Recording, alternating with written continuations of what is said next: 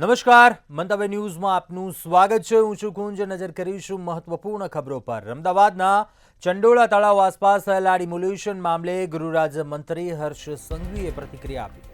હર્ષ સંઘવીએ જણાવ્યું કે ચંડોળા તળાવ આસપાસની 1.25 લાખ ચોરસ મીટરથી વધુ ગેરકાયદેસર કબજા થયેલી જમીન ખાલી કરાવવામાં આવી છે. તપાસમાં ચોંકાવનારા ખુલાસા સામે આવ્યા છે. બાંગ્લાદેશથી આવેલી દીકરીઓ પાસેથી વેશ્યાવૃત્તિ કરાવવાનું તથા ડ્રગ્સનો કારોબાર ચાલતા હોવાના આક્ષેપો સામે આવ્યા હતા. ડિમોલ્યુશન ચંડોળા તળાવ જેને લઈ ગૃહ રાજ્યમંત્રીની પ્રતિક્રિયા સામે આવી છે. ગુજરાત સરકારે સુરક્ષા હેતુ આ પગલાં ભર્યા છે તેમ જણાવ્યા.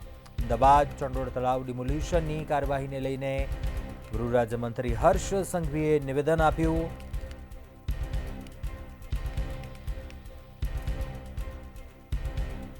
ચંડોળા તળાવમાંથી અનેક ગેરકાયદેસર વસવાટ કરતા બાંગ્લાદેશીઓની પણ અટકાયત કરવામાં આવી હતી, જે બાદ મેગા બુલડોઝર સ્ટ્રાઇક કરવામાં આવી. ગેરકાયદેસર જે દબાણ હતું તે તમામ હટાવવામાં આવ્યું. તે તમામ ગેરકાયદેસર મકાનો પર બુલડોઝર કાર્યવાહી થઈ.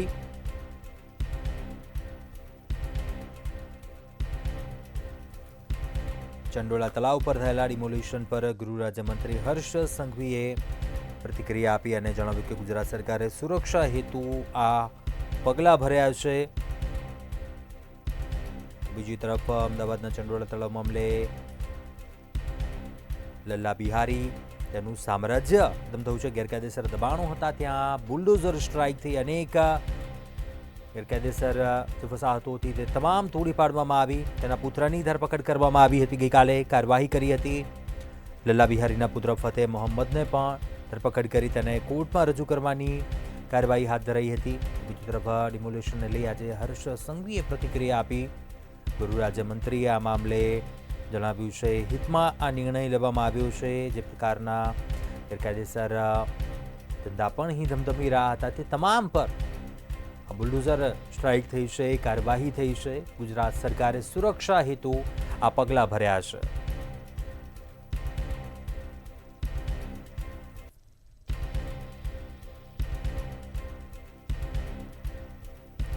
ચંડોળા તળાવ આસપાસ થયેલ ડિમોલેશન બુલડોઝર સ્ટ્રાઇક મામલે ગૃહ રાજ્યમંત્રી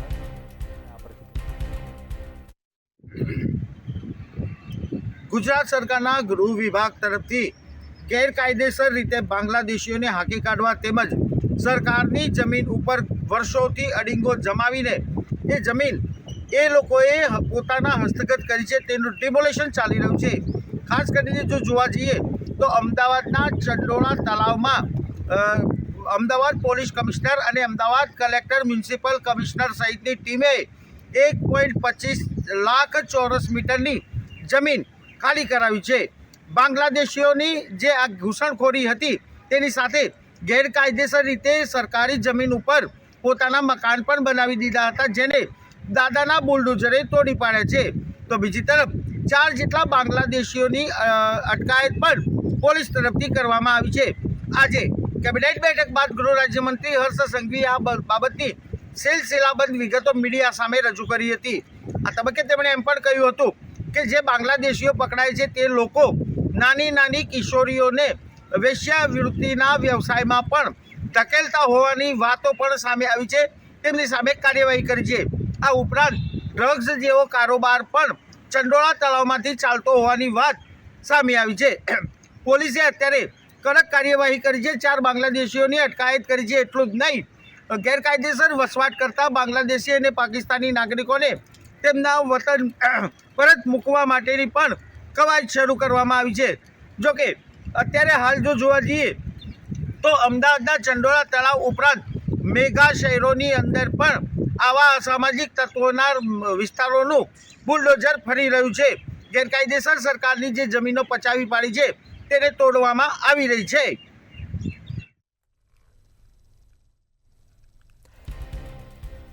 અમદાવાદના ચંડોળા તળાવ પર ડિમોલ્યુશનની જે કાર્યવાહી થઈ તેને લઈ ગૃહ રાજ્યમંત્રી હર્ષ સંઘવીએ પ્રતિક્રિયા આપી. ગુજરાત સરકારે સુરક્ષા મિથુ સર આ પગલાં ભર્યા છે, આ કાર્યવાહી કરવામાં આવી છે તેમ જણાવ્યું.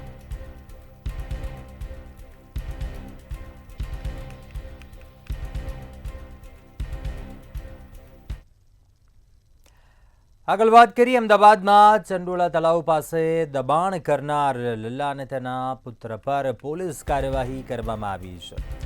ક્રાઇમ બ્રાન્ચે ફતેહ મોહમ્મદની ધરપકડ કરી. લલ્લાના અલગ અલગ જગ્યા પર 3 મકાનો આવેલા છે, જેના પર પોલીસ દ્વારા સર્ચ કરવામાં આવ્યું હતું, જેમાંથી સહી સિક્કાવાળા સ્ટેમ્પ, લેટર પેડ તેમજ સંવેદનશીલ દસ્તાવેજો મળી આવ્યા હોવાની પણ વિગતો સામે આવી છે. આ સાથે જ કુલ 5 આરોપીઓની સામે ક્રાઇમ બ્રાન્ચમાં ફરિયાદ નોંધાઈ છે. પિતા પુત્ર રાજસ્થાન રહેતા હતા અને ત્યાંથી બિહાર ગયા હતા.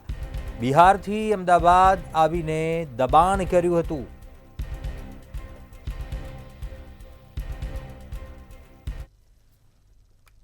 જે પ્રમાણે ચંડોળા તળાવમાં સતત 2 દિવસથી એએમસીની કામગીરી જે છે તે ચાલી રહી છે.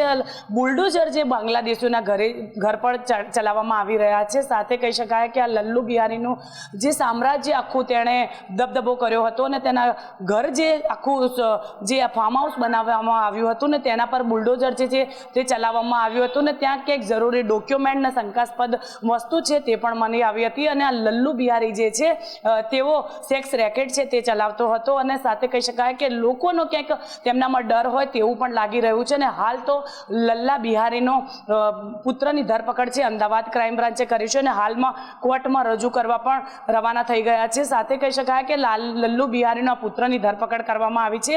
5 લોકો વિરુદ્ધ ફરિયાદ છે તે પણ નોંધાવી છે. હજુ પણ કેટલાક લોકો હશે તેમના વિરુદ્ધ ફરિયાદ છે તે પણ નોંધાશે અને શંકાસ્પદ વસ્તુ છે તે પણ મળી આવી હતી. અને લલ્લુ બિહારીનો જે રીતે દબદબો હતો, જે અજમેરથી આવીને અમદાવાદમાં તેનો દબદબો કર્યો હતો અને આ ચંડોળા તળાવમાં ગેરકાયદેસર બાંગ્લાદેશીઓ રહેતા હતા તેને લઈને હાલ તો અમદાવાદ મ્યુનિસિપલ કોર્પોરેશનની ટીમે જે રીતે કામ જે છે ડિમોલેશનનું ચાલી રહ્યું છે, સતત આજે બીજો દિવસ છે, તે 24 કલાકથી આ ડિમોલેશનની કામગીરી છે તે પણ હાથ ધરવામાં આવી છે. સાથે કહી શકાય કે આ લલ્લુ બિહારીનો જે દબદબો હતો ચંડોળા તળાવ પર તેની પણ થોડાક દિવસમાં અમદાવાદ ક્રાઇમ બ્રાન્ચ તેની પણ ધરપકડ કરશે અને હાલ તો તેઓ ફરાર છે અને તેના પુત્રની ધરપકડ છે અમદાવાદ ક્રાઇમ બ્રાન્ચે કરી છે અને વધુ તપાસ જે છે તે અમદાવાદ ક્રાઇમ બ્રાન્ચ કરી છે. અને કહી શકાય કે તેની પ્રોપર્ટી જે છે તે 3 મકાનો છે તે પણ મળી આવ્યા છે અને ઘરના પ્રોપર્ટી કાગળિયા જે છે તે પણ મળી આવ્યા છે. તેના પર સ્ટેમ્પ કોના છે તેવા અનેક સવાલો ઊભા અહીંયા થઈ રહ્યા છે. પણ હાલ તો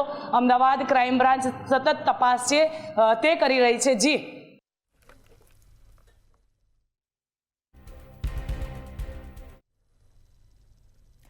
આગળ વાત કરીએ જૂનાગઢના ધારાગઢ દરવાજા પાસે તંત્ર દ્વારા વિસ્તારમાં મેગા ડિમોલેશન શરૂ કરાયું.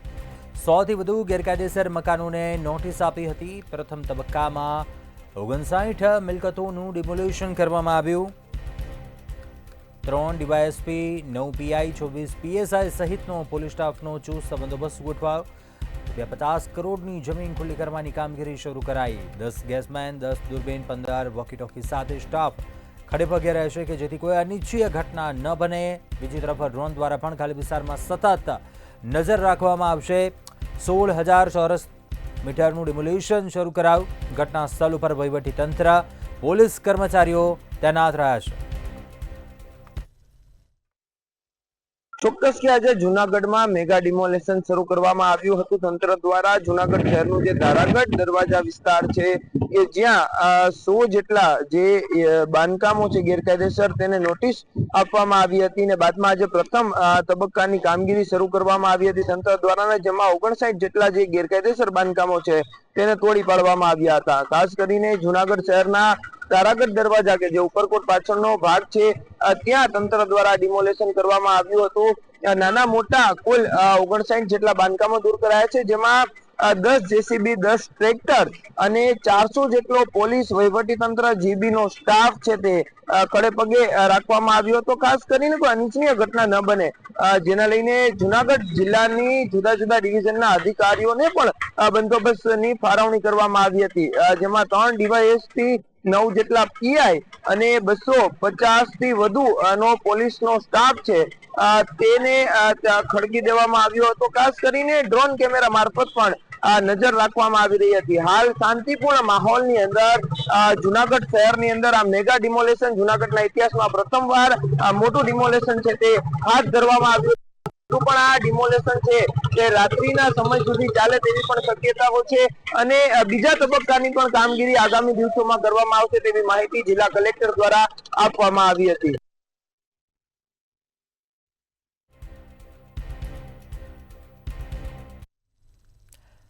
આગળ વાત કરીએ, ગુજરાતમાં મહેસૂલ કર્મચારીઓ પોતાની વિવિધ માંગણીઓ છેલ્લા 10 વર્ષથી ન સંતોષાતા આજે માસ સીએલ પર ઉતર્યા. ત્યારે રાજ્યના વિવિધ મહેસૂલ ખાતાની તમામ કામગીરી અને કલેક્ટર કચેરીના વહીવટી ખાતાની તમામ કામગીરી ઠપ થઈ ગઈ. જો આગામી દિવસોમાં સરકાર આ બાબતે કોઈ હકારાત્મક વલણ નહીં દાખવે તો હડતાલની ચીમકી પણ કરવામાં આવી છે. નોંધનીય છે કે એનેથી માંડીને રેશન કાર્ડ સહિતની કામગીરી બંધ રહેતા સરકારી કચેરી ખાતે આવતા લાભાર્થીઓને ધક્કા ખાવા પડ્યા હતા. ગુજરાત મહેસૂલ કર્મચારી મહામંડળે આજે માસ સીએલનો નિર્ણય લીધો. ગુજરાતભરના મહેસૂલ કર્મચારીઓ માસ સીએલ પર ઉતર્યા અને કામકાજ ઠપ કરી દીધું. વડોદરા શહેર જિલ્લાના 300 કર્મચારીઓ વડોદરા જૂની કલેક્ટર કચેરી ખાતે ભેગા થયા, દેખાવ કર્યો અને તેમને તેમની પડતર માંગણીઓ તાત્કાલિક સરકારને પૂરી કરવા અપીલ કરી. મહેસૂલ કર્મચારીઓની માંગણી છે કે જે જિલ્લા ફેરબદલીમાં કલેક્ટરની એનઓસી લેવાનો પરિપત્ર બહાર પાડ્યો છે એ તાત્કાલિક રદ કરવામાં આવે અને પારદર્શકતા રીતે તેમની જિલ્લા ફેરબદલી કરવામાં આવે અને ડેપ્યુટી મામલતદારના પ્રમોશન અટકીને પડ્યા છે. આ ડેપ્યુટી મામલતદારના પ્રમોશન અટકીને એ જ પડ્યા છે કે જે ગુજરાતના પ્રદેશ પ્રમુખ અને ભારત સરકારના કેબિનેટ મંત્રી CR પાટીલ વારંવાર કહે છે કે મહેસૂલ વિભાગમાં સૌથી વધારે ભ્રષ્ટાચાર છે અને ક્યાંક ને ક્યાંક મહેસૂલ ભ્રષ્ટાચાર માટે જવાબદાર સરકાર કે નેતાઓ નાયબ મામલતદારને જ માનતા હોય છે. એટલે કેટલાય સમયથી નાયબ મામલતદારોની જે પ્રમોશન મામલતદાર તરીકે થવું જોઈએ એ નથી થયું, એની પણ માંગણી કરી છે. આજે વડોદરા શહેરમાં 300 કર્મચારી ભેગા થઈને આંદોલન કર્યું છે અને કહ્યું છે જો સરકાર ત્વરિત અમારી માંગ નહીં માને તો અમારે ના છૂટકે આક્રમક પણ થવું પડશે.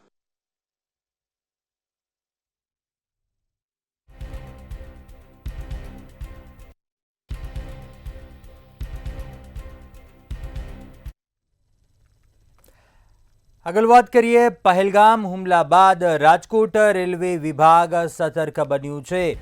રાજકોટ રેલવે જંકશન ખાતે સઘન ચેકિંગ હાથ ધરાયું છે. દરેક માલસામાન, દરેક મુસાફર અને ટ્રેનનું જીઆરપી દ્વારા ચેકિંગ કરવામાં આવી રહ્યું છે. સૌરાષ્ટ્રમાં સૌથી વધુ મુસાફરો રાજકોટ આવે છે ત્યારે જીઆરપી તથા આરપીએફના અધિકારીઓ દ્વારા સઘન ચેકિંગ હાથ ધરવામાં આવી રહ્યું છે. ડોગ સ્ક્વોડ દ્વારા પણ ટ્રેન તથા મુસાફરોનું ચેકિંગ કરવામાં આવ્યું. સોમનાથ, અમદાવાદ સહિતમાંથી આવતી ટ્રેનોનું પણ ચેકિંગ કરવામાં આવ્યું હતું. પહેલગામમાં જે પ્રકારની આતંકી ઘટના થઈ અને તેના જ કારણે સમગ્ર દેશમાં આક્રોશ છે. વાત કરીએ તો રેલવેનો જે એન્ટ્રી પોઈન્ટ હોય, એક્ઝિટ પોઈન્ટ હોય, ત્યાં પણ આ જ પ્રકારની ચેકિંગ છે તે હાથ ધરવામાં આવી રહી છે. રાજકોટ રેલવે સ્ટેશનમાં પણ મુસાફરોનું જે ચેકિંગ છે તે હાથ ધરવામાં આવી રહ્યું છે. આ સાથે જે ટ્રેન ની અવર જવર થાય છે એટલે કે પ્લેટફોર્મમાં ત્યાં પણ આ જ પ્રકારની જે ચેકિંગની જે કામગીરી છે તે રેલવે પોલીસ દ્વારા કરવામાં આવી રહી છે. ખાસ તો આના માટે ડોગ સ્ક્વોડની મદદ પણ લેવામાં આવી રહી છે. કોઈ શંકાશીલ વસ્તુ દેખાય તો ત્યાં પણ આ સમગ્ર તપાસ છે તે કરવામાં આવી રહી છે. રાજકોટ સહિત સૌરાષ્ટ્ર આખામાં જે પ્લેટફોર્મ છે, સ્ટેશન છે, ત્યાં આ પ્રકારની કામગીરી ત્યાં હાલ રેલવે પોલીસ દ્વારા કરવામાં આવી રહી છે. કારણ કે ઘટના ખૂબ જ ગંભીર હતી અને આવી પણ કોઈ ઘટના ન ઘટે તેના માટે હાલ અત્યારે પોલીસ છે તે સક્રિય દેખાઈ રહી છે. જી.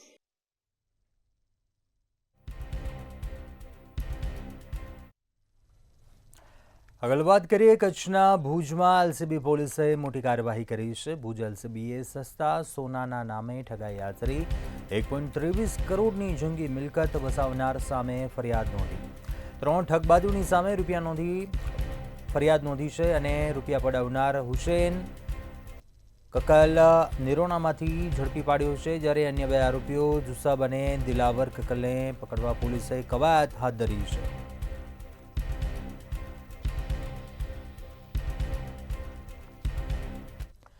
દેશમાં સસ્તા સોનાના નામે ઠગાઈ થાય એટલે કચ્છ ભુજના ચીટરો છે તે હંમેશા મોખરે રહેતા હોય તેમ અવારનવાર છે તેમનું નામ ખુલવા પામતું હોય છે. ત્યારે ભુજ એલસીબીએ આ મામલે કડક કાર્યવાહી કરી છે અને ભુજના જે ચીટર બંધુઓ છે તેની સામે ગુનો દાખલ કર્યો છે.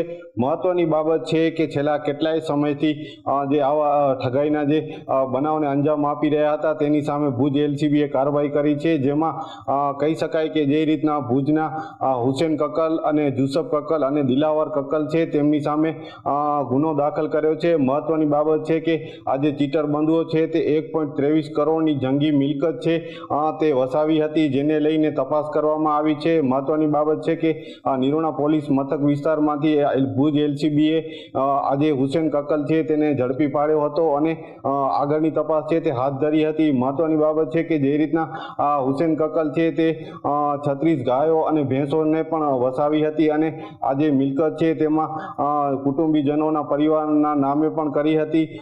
મહત્વની બાબત છે કે જે રીતના આ જે ચીટરો છે તે પરિવારજનોના નામે મિલકતો વસાવી હતી, પરંતુ ક્યાંક ને ક્યાંક ધાક ધમકી, હિંસા અને જમીન પચાવી પાડવા સહિતના જે આ જે ઠગાઈના બનાવો છે તેને અંજામ આપતા હતા, જેને લઈને પોલીસ છે તે એક્શનમાં આવી હતી અને ગુનો દાખલ કરી કાર્યવાહી હાથ ધરી છે. જી.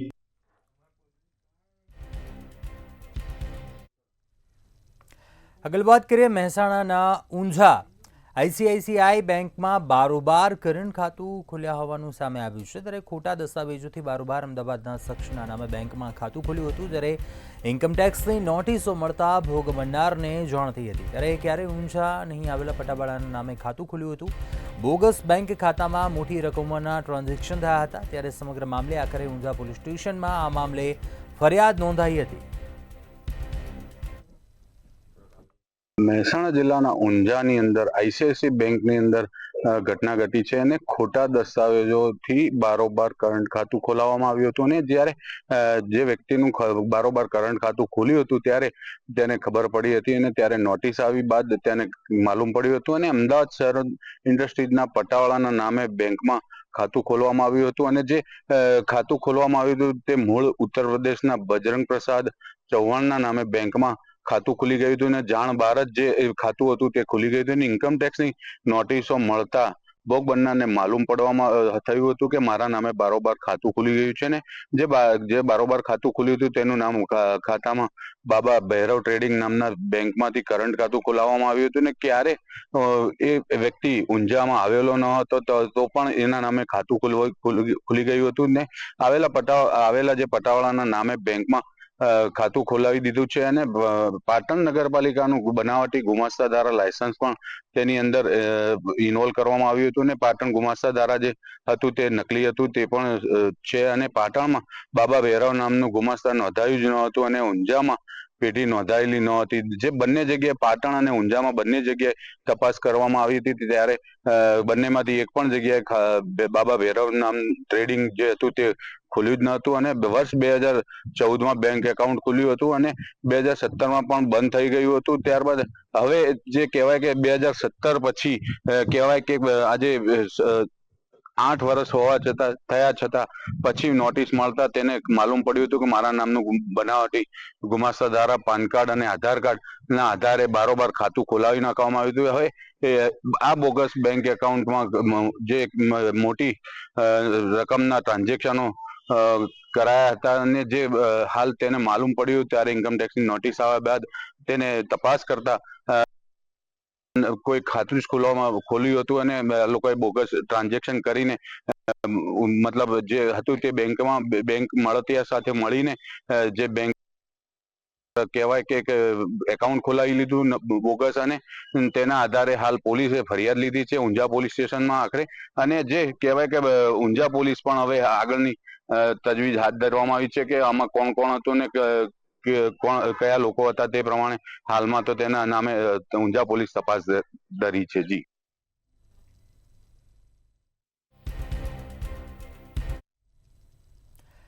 ભાવનગર પેરોલ ફ્લો સ્ક્વોડને બાતમીને આધારે આરોપીઓની ધરપકડ કરવામાં સફળતા મળી. જીએસટી છેતરપિંડી કેસમાં નાસ્તાપૂરતા 2 આરોપીઓની ધરપકડ કરાઈ છે. પોલીસે હલુરિયા ચોક વિસ્તારમાંથી આ બંને આરોપીઓને ઝડપી પાડ્યા છે. બંને આરોપી અમદાવાદના પાલડી વિસ્તારમાં રહે છે. વધુમાં આ બંને આરોપીઓ સામે પાલિતાણા ટાઉન પોલીસ સ્ટેશનમાં ગુનો નોંધાયો હતો. જ્યારે આ સાથે તેઓ જીએસટી સંબંધિત બોગસ દસ્તાવેજો બનાવવાના કેસોમાં સંડોવાયેલા હતા. તેમજ પોલીસે બંને આરોપીઓને ગંગાજળિયા પોલીસ સ્ટેશનને સોંપ્યા છે.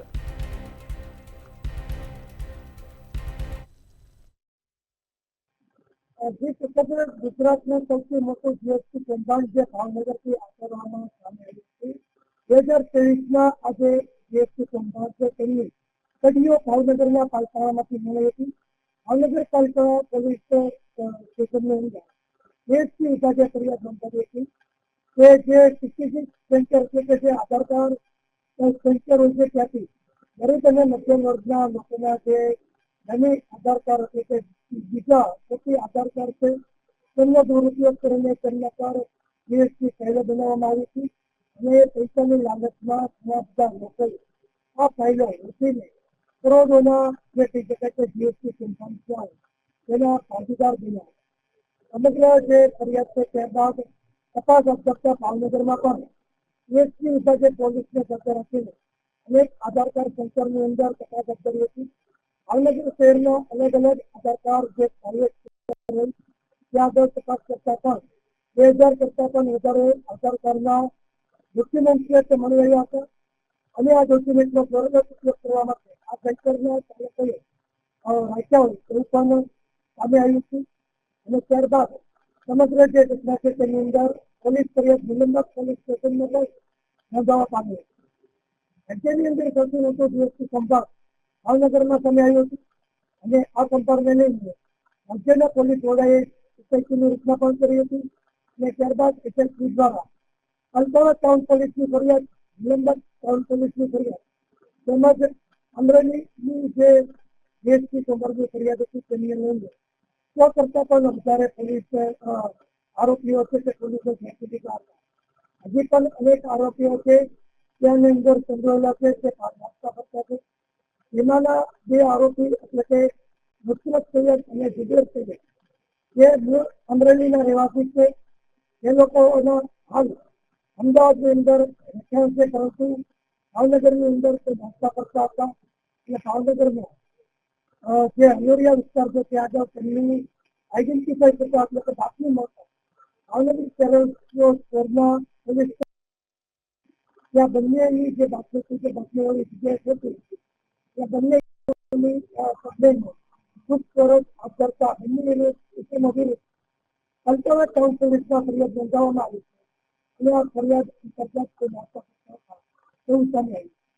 હાલ તો પેરોલ સ્ટોરના પોલીસે અન્ય આરોપીઓને ઝડપીને ગંગાજળિયા પોલીસ સ્ટેશન ખાતે પોલીસે બંનેની વિરુદ્ધ તપાસ કરી છે. બંનેને પાલિતાણા પોલીસ સ્ટેશને સોંપવાની પણ કામગીરી હાથ ધરવામાં આવી છે. તેમજ બંને આરોપીઓને કોર્ટની અંદર રજૂ કરીને આરોપીએ કેટલાના ડોક્યુમેન્ટના જે ઉપયોગ કર્યો છે તે પોલીસ તપાસ આપે છે.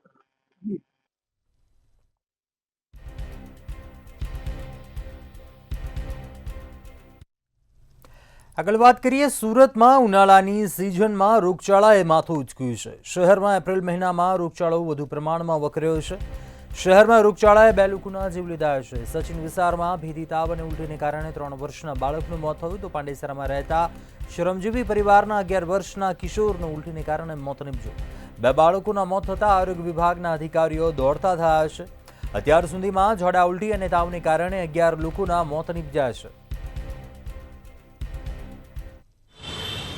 સુરત શહેરની સ્થિતિ અત્યારે ખૂબ જ ગંભીર જાણવા મળી રહી છે. ઘરે ઘરે માંદગીના ખાટલા જોવા મળી રહ્યા છે તો હોસ્પિટલો દર્દીઓથી ઉભરાઈ રહી છે. એટલું જ નહીં, સતત મોતના આંકડાઓ વધી રહ્યા છે. ચિંતાજનક રીતે આ આંકડા વધતા સુરત મહાનગરપાલિકાનું આરોગ્ય વિભાગ પણ દોડતું થયું છે તો તબીબોએ પણ ચિંતા વ્યક્ત કરી છે. વ્યવહારિક છે કે રોગચાળો વકર્યો છે અને રોગચાળાની અંદર એટલે કે શરદી, ખાંસી, તાવ, વોમિટ અને ખાસ કરીને ઝાડા અને તાવ, આ તમામની વચ્ચે જે છે લોકોના મોત સામે આવી રહ્યા છે. તેવામાં માત્ર ઉલટી થતા નાના અમતા 3 વર્ષના બાળકનું મોત થયું છે, તો 11 વર્ષના શ્રમજીવી પરિવારના કિશોરનું પણ તાવને કારણે મોત થયું છે, તો ક્યાંક વૃદ્ધોના પણ મોત સામે આવી રહ્યા છે. રોગચાળાએ અત્યારે એટલી હદ વટાવી દીધી છે કે લોકોની અંદર એક ચિંતા બેસી ગઈ છે. શરદી, ખાંસી, તાવ અને વોમિટિંગ થતા જે છે લોકો મોતને ભેટી રહ્યા છે. 1 એપ્રિલથી લઈને 28 એપ્રિલ સુધી સતત 11 લોકોના રોગચાળાની અંદર મોત થયા છે. જે બાદ સુરત મહાનગરપાલિકાનું તંત્ર સતત દોડી રહ્યું છે. જે શ્રમજીવી વિસ્તાર કહો કે પછી નાના નાના જે વિસ્તારો છે, વિસ્તારોની અંદર જ્યાં ગંદકી રહેતી હોય ત્યાં પણ દવાનો છંટકાવ કરવામાં આવી રહ્યો છે, તો ક્યાંક કેટલાક વિસ્તારોની અંદર પાણીના સેમ્પલો લેવામાં આવી રહ્યા છે. રોગચાળો વકર્યા બાદ સુરત મહાનગરપાલિકાનું આરોગ્ય વિભાગ તો દોડી જ રહ્યું છે, પરંતુ હોસ્પિટલોમાં પણ ખાટલા કે રૂમ કહો દરેક વસ્તુ વધારવાની જરૂર પડી રહી છે. ઉનાળો જ્યાંથી શરૂ થયો છે, રોગચાળાએ તો જાણે માઝા મૂકી છે, પરંતુ આશ્ચર્યની વાત એ છે કે સતત મોતનો આંકડો વધી રહ્યો છે. ક્યાંક ઉલટી થતા મોત થઈ રહ્યું છે, ક્યાંક તાવ સતત આવતા મોત થઈ રહ્યું છે, તો ક્યાંક ઝાડા ઉલટીને કારણે લોકો મોતને ભેટી રહ્યા છે, જેને લઈને તબીબો સહિત આરોગ્ય વિભાગે પણ એક ચિંતા વ્યક્ત કરી છે. તો કેટલીક ગાઈડલાઇન્સ પણ બહાર પાડવામાં આવી છે. હાલ કહી શકાય કે સુરત શહેરની સ્થિતિ ખૂબ જ ગંભીર જાણવા મળી રહી છે.